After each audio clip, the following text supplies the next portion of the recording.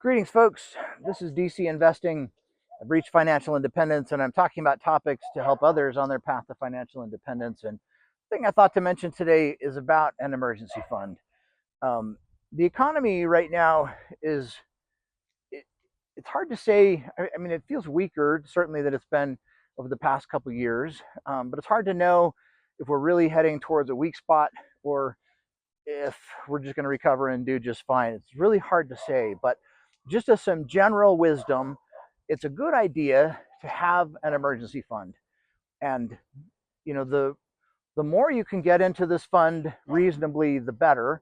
But you kind of think, I think I've heard some articles that say, the average person, if they have a $500 or $1,000 emergency that comes up, they can't cover that because they're living paycheck to paycheck. So I have never been a person like that. I've always had funds available that I could access.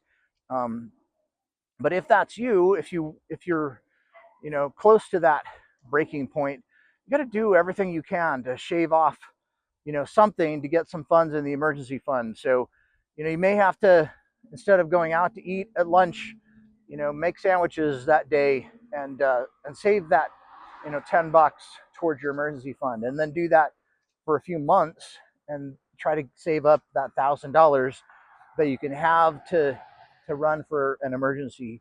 Um, a lot of folks keep their emergency fund in a bank. They don't pay much of an interest loan for that. I like using money market accounts myself. You can get a brokerage account at Fidelity, and any money you put into that earns just under 4% right now.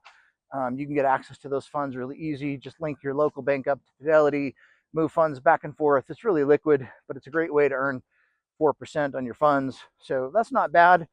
But beyond that, if you're out of work for 6 months, could you cover your mortgage payment for that amount of time? That's really dangerous for folks.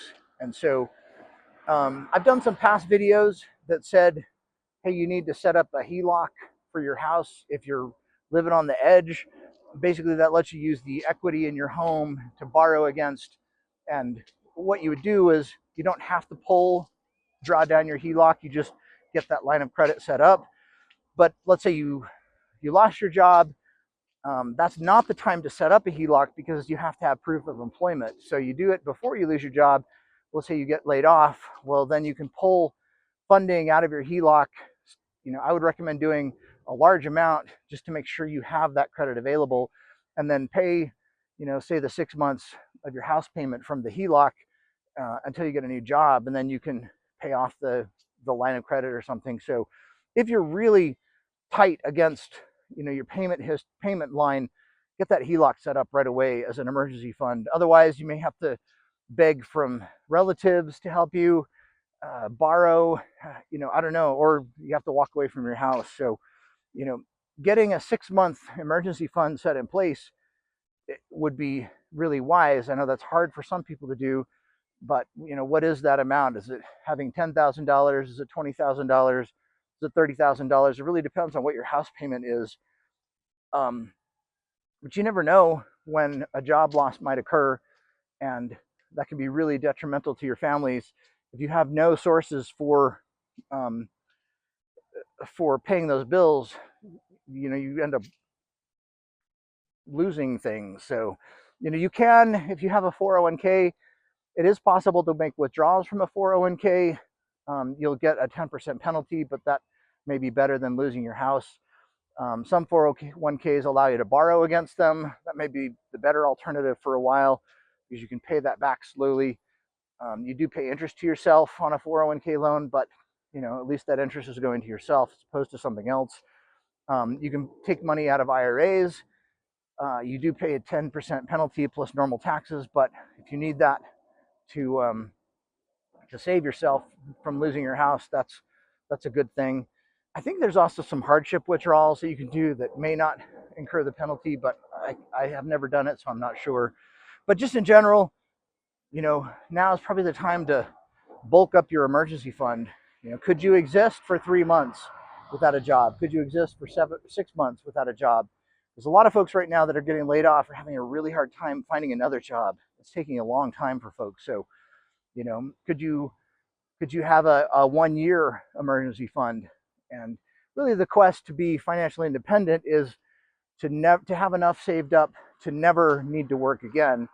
And I've worked really hard over the past years and saved a lot, and I really don't need to work anymore. And that's the idea of being financially independent, is that if I lost my job, I have enough investment income to live on at this point. So really, my emergency fund is the rest of my life. That's a good position to have entered into. It feels nice, but it's taken 25 years of labor, maybe 30 years of labor to save up the amounts to get to this point. So that's really the goal behind financial independence, is to have enough assets saved up so that you do not need to work anymore. And maybe you start by making your emergency fund. So really take a self-examination. You got to have an emergency fund. That's one of the basic foundation principles behind financial independence and retire early. The whole FIRE lifestyle is get an emergency fund. Like, subscribe. Thanks so much for being here. We'll see you. Bye.